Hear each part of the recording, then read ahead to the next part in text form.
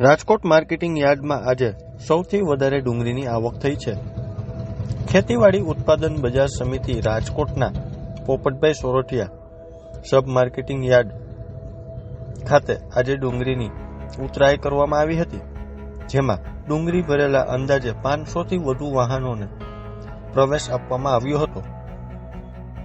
Rajkot marketing યાર્ડમાં આજે ડુંગળીની મતલબ આવક થઈ છે. યાર્ડમાં 45,000 કટ્ટા ઉતરાવવામાં આવ્યા છે. માર્કેટિંગ યાર્ડના chairman Jayesh Bogra, vice chairman, ડિરેક્ટરો તેમજ માર્કેટિંગ યાર્ડના સ્ટાફ દ્વારા ડુંગળીની ઉતરાઈ અને ટ્રાફિક વ્યવસ્થા માટે જહેમત ઉઠાવવામાં આવી હતી.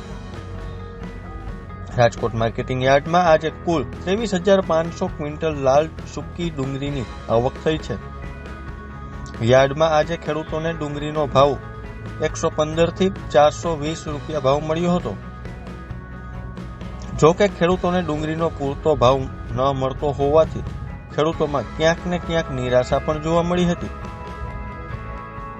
રાજકોટ માર્કેટિંગ યાર્ડમાં મગફળીની સાથે સાથે સોયાબીનની પણ આવક થઈ હતી. સોયાબીનની 750 ક્વિન્ટલ આવક થઈ હતી. ખેડૂતોને 1 મણ સોયાબીનનો 745થી 825 રૂપિયા ભાવ મળ્યો હતો. રાજકોટ માર્કેટિંગ યાર્ડમાં ટુકડા ઘઉંની આવક 725 ક્વિન્ટલ અને લોકવન ઘઉંની આવક 160 ક્વિન્ટલ થઈ છે.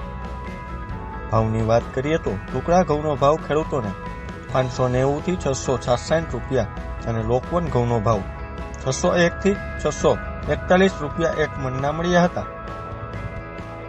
શાકભાજીની વાત કરીએ તો યાર્ડમાં અત્યારે સૌથી વધારે બટેકા અને ટમેટાની આવક જોવા મળી રહી છે.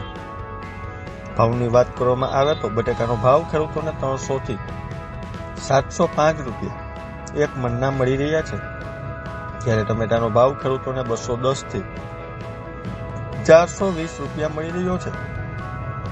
જ્યારે લીંબુના ભાવ 400થી 90 રૂપિયા, લીલી મરચાના 500થી 800 રૂપિયા, રીંગણાના 60થી 120 રૂપિયા અને ભીંડો 550થી 800 રૂપિયા 1 મણનો બોલાઈ રહ્યો છે. શાકભાજીમાં સૌથી વધારે આવક બટેકા અને ટમેટાની થઈ છે. રાજકોટ માર્કેટિંગ યાર્ડમાં કપાસનો ભાવ ખેડૂતોને સારો એવો મળી રહ્યો છે અને યાર્ડમાં કપાસની મતલબ આવક જોવા મળી રહી છે. યાર્ડમાં 2300 ક્વિન્ટલ કપાસની આવક થઈ છે. ખેડૂતોને 1 મણ કપાસના 1380થી 1541 રૂપિયા ભાવ મળ્યો હતો.